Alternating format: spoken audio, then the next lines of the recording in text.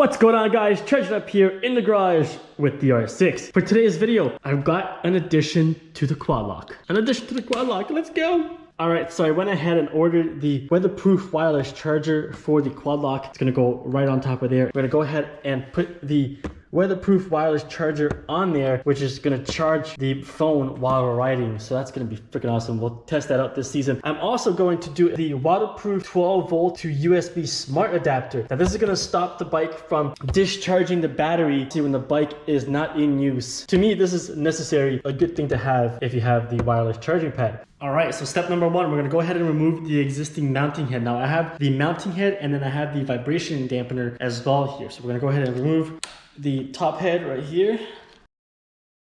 Step number two, we're gonna grab our wireless charging head and then this little quad lock quad piece right there. We're gonna take the bolt that comes with the kit, put that through, and I'm gonna attach it to the base. In my case, it's the vibration dampener because I do have the vibration dampener. As you can see, now that it's attached, you can actually, it's a nice feel. It's a nice feel to it. It's a nice connect and disconnect, which is a nice feeling. Now I don't have my phone in the case, but this is the case right here. So that is nice. That's a nice little clip. Push down and then just turn it and it can be in this orientation. That feels nice. That feels like a nice connection. Looking very promising so far. I mean, but again, I haven't had any issues with quad lock, so why wouldn't it be? So, right? So let's go ahead and continue. Okay, so we have our wireless charging head. I'll give you a couple options with the wiring. This one is a shorter wire depending on where your actual power is going to be coming from. So we got two longer ones here. So here's this one. It's got an L-shaped connection right over here. Or we can use this guy, which is a straight connection, and then it's got the longer wire that can probably be run along the bike towards the back of the bike. So we're gonna go ahead and plug this guy in like so. We'll try this one first. So that's plugged all the way in there. It's got a little watertight seal, which is nice. And then like I mentioned, we'll run this guy along the side of the bike, probably maybe underneath the tank, but we'll see how this goes and then we'll have it set up at the battery. Okay, so what I did is I plugged it into the wireless charging head base right over here. Honestly, all I did was just push it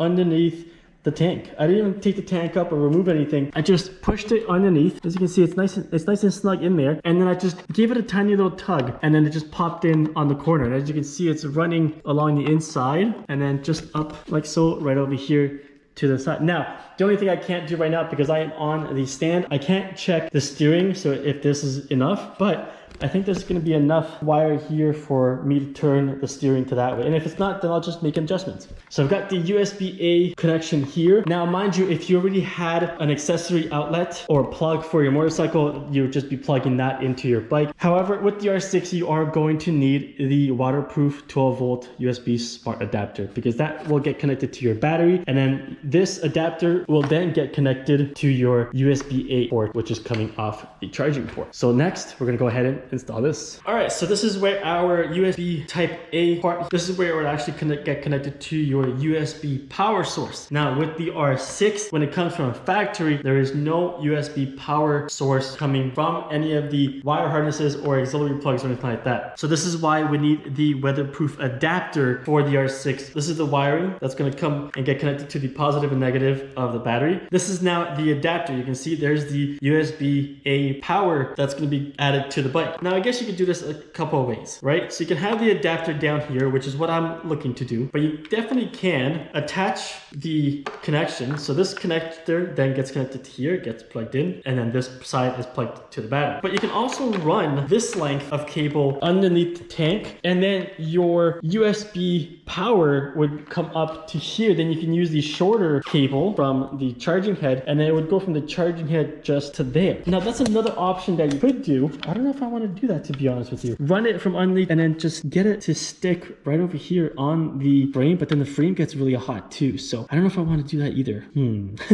But yeah, or obviously you can have it go all the way to the front. Let's push this through the forks. You can also do it where it comes up to here. Right? You can have something like get it attached to the front of the cluster right over here with something, right? And then there is your USB port right there for power. And then you can run it from here to there so it doesn't get in the way of your steering also. Definitely will need the adapter, the USB adapter for the R6 if you don't already have some sort of accessory USB power anywhere on your R6. I'm going to go ahead and take a look at what option I think I can do the best to make it look as minimal as possible where you can't even tell that there's a wire there. So I'm going to go ahead and take a look around and then I'll get back to you guys. A few moments later.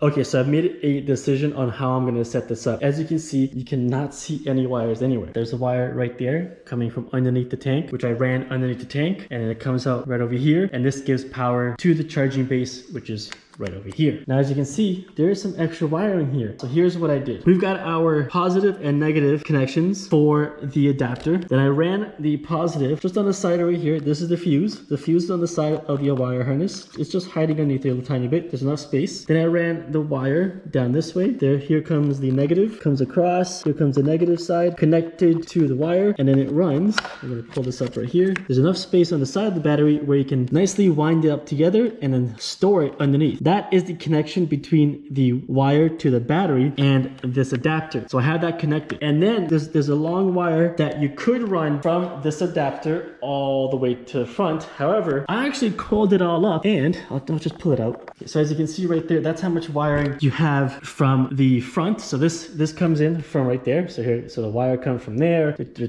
comes here, and it gets connected to this guy right here with a boot, right? And that's the connection. That's your power right here from the controller, which has off, on, and auto. And then from there, it goes to the red that goes to the battery. So that's what I'm saying. There's a lot of wires here. So I actually have this wound up and tied together. Now, because I don't have a servo motor anymore, there's actually a lot of space for me to utilize. So I'm going to actually take the wire and stick it in there. So it's going to go and nicely hide in there, and then it's going to look all hidden away. Let me show you guys what I mean. Once again, this is the adapter. This is the wire coming from the front, getting connected to this guy right here. Then it's got a little boot. And I just, for now, I didn't zip tie it. I just used the little elastics that came with the actual kit. I'm going to go ahead and take this entire wad right here. And because, like I mentioned, I don't have a servo motor, I can nicely stick that away in there. Look at that. That's such a nice placement right there. Then, because I have this more space on the side that I didn't take up with all that wiring, I can take this guy, put it right beside the battery like so. Look at that. So it's not higher than anything else. So once I put the seat back on, it's not going to get in the way. And here's my connection right here. So here's my switch. We got on, auto, and off. What I'm actually going to do is I'm going to grab a zip tie, and I'm going to zip tie this guy to the wiring that I put down there so it just doesn't move around on its own. Just maybe that part right there. I'll put a zip tie there, but look at that. I think that looks pretty good. I think that worked out pretty well. That obviously because I don't have the servo motor. If you do have a servo motor, you might have to just do a little bit more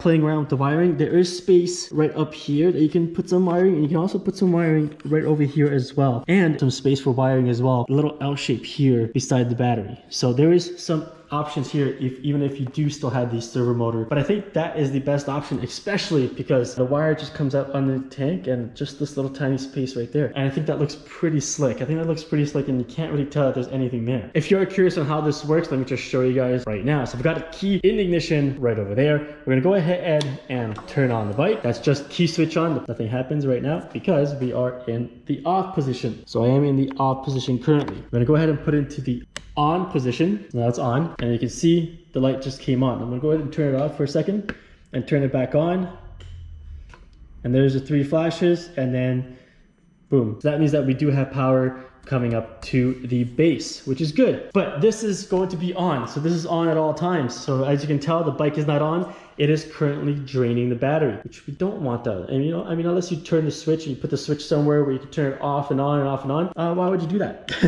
Let's go to off. So right now we are off, and now we'll put it on auto. Now as soon as I put it on auto, as you can see, there's still no power coming to the base. That's because the bike isn't on. Let's go ahead and turn the bike on.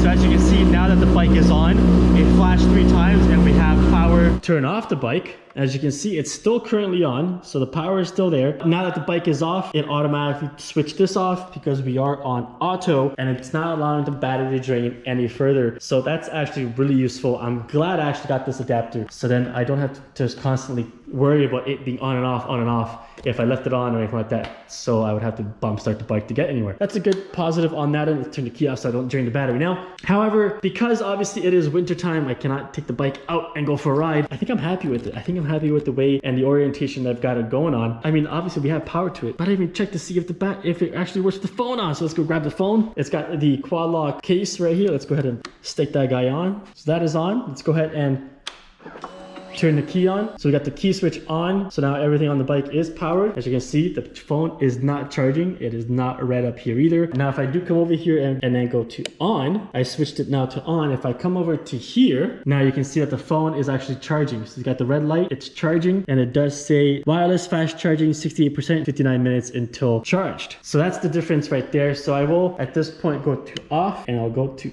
auto. I will have it in auto at all times, but once again, it won't charge until the bike was turned on. Once I'm done this video, I'm actually gonna take my battery out and it's gonna go back onto the trickle charger for the rest of the winter time until we get to riding again. But I'm really happy with the way it turned out. Super curious to see how it's gonna feel, and then yeah, we'll see how it actually holds up while we take this guy out on a ride. So stay tuned for that review video, guys, at some point in 2023. But for now, thanks for watching, and until the next one.